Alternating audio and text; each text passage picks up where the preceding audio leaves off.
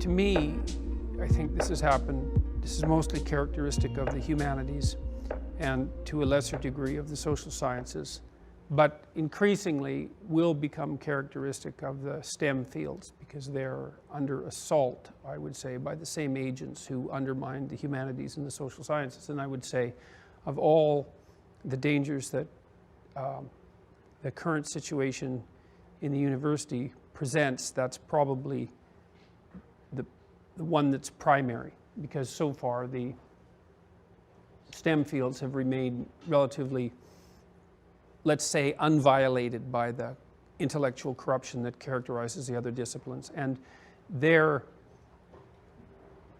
of crucial importance, obviously practically speaking, but also as a bulwark against the ideological pathology that currently passes for academic knowledge in the institutes of higher education.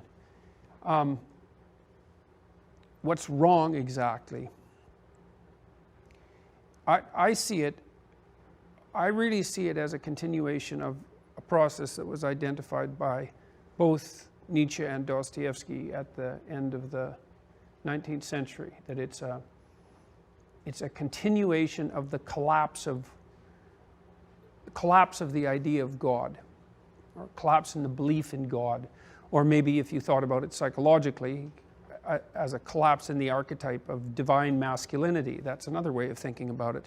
I mean, Nietzsche warned that if we lost our fundamental foundation block, which was the notion of a transcendent divinity, that we would degenerate in two directions.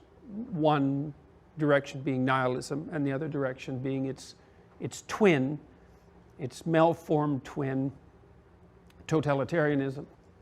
And that was his diagnosis for the 20th century. And I think that's exactly what happened during the 20th century. It's a diagnosis of stunning accuracy, especially given how relatively early in the 19th century it was made.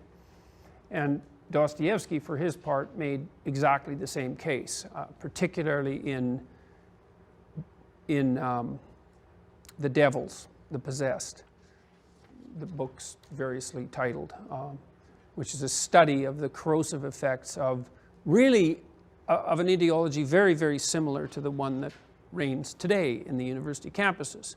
The Devils is a literary work that describes the intellectual and moral genesis of exactly the type of thinker who caused the catastrophes of the Russian Revolution. It would be 30 years later, I guess. So it's another work of incredibly prescient insight, almost incomprehensible